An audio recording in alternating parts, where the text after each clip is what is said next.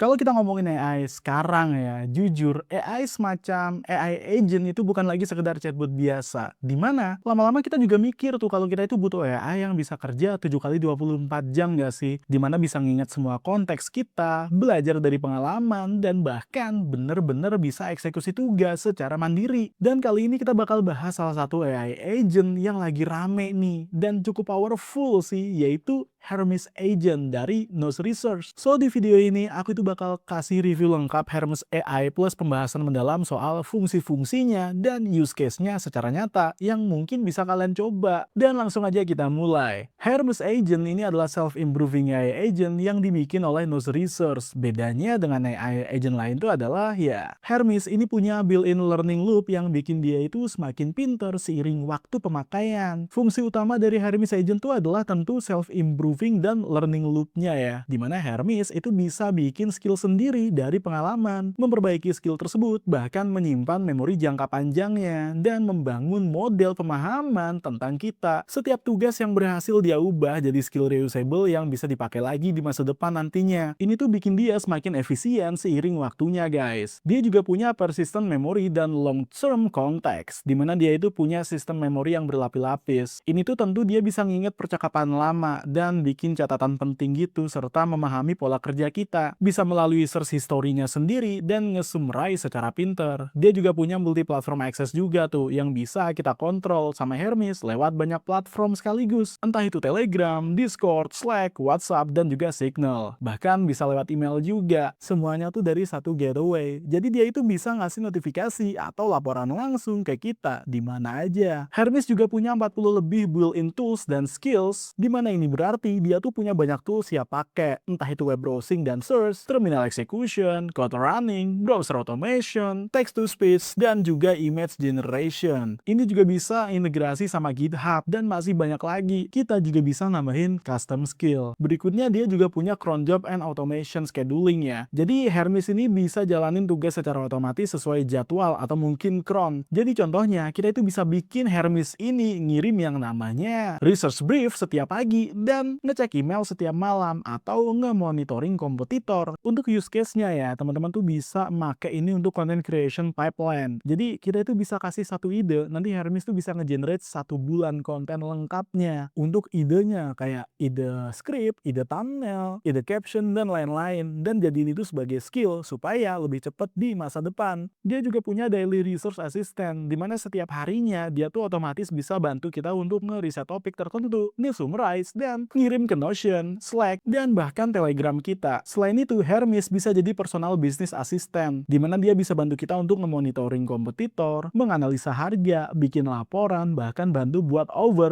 produk kita. Selain itu, bisa dipakai untuk developer workflow. Nah, ini juga bisa dipakai untuk bantu coding ya kan, bantu nge-review code base, jalanin komen terminal, nge-setup project, dan lain-lain. Berikutnya bisa dipakai untuk automation pribadi. Jadi Hermes juga bisa ngebantu untuk nyari barang second hand ya, terus ngirim notifikasi kalau ada yang cocok, dan ngemantau rilis model AI terbaru gitu, atau bahkan bisa ngebantu kita untuk bikin auto reply komen gitulah, terus YouTube inventory tracking, dan banyak lagi. Dan yang paling penting, Hermes bisa dipakai sebagai second brain atau knowledge base. Dia tuh bisa ngebantu untuk bangun wiki pribadi yang terus berkembang dan semakin pinter. Intinya, Hermes ini bukan cuma ngejawab pertanyaan, tapi dia tuh bisa jalan sendiri sebagai personal AI tim kita juga yang bisa terus belajar. Kalau kita lihat-lihat lagi, sebenarnya Hermes tuh bener-bener beda karena dia tuh punya yang namanya sistem self-improving persistent tuh, dan bisa jadi AI assistant yang tumbuh bareng kita. Kalau misalkan ya kalian tuh mau pakai personal assistant AI ini secara private dan powerful, dan udah memahami cara untuk menggunakan Hermes AI, aku rekomendasiin kalian cobain Hermes Agent yang dipasang di VPS-nya Hostinger. Untuk akses ke Hostinger, kalian bisa klik link di deskripsi di bawah. Kalau misalkan video ini rame ya dan kalian suka, aku bakal bikin video walkthrough-nya seperti apa. Dari semua use case tadi nih, kira-kira mana yang paling pengen kalian coba? Coba deh kalian tulis di kolom komentar. Kalau video ini bermanfaat, jangan lupa untuk like video ini dan subscribe channel ini dan nyalain lonceng notifikasinya biar gak ketinggalan pembahasan AI lainnya. Share video ini juga ke teman-teman kalian kalau misalkan ya mereka suka nih pembahasan tentang dunia per-AI-an. Terima kasih sudah nonton dan sampai jumpa lagi di video berikutnya.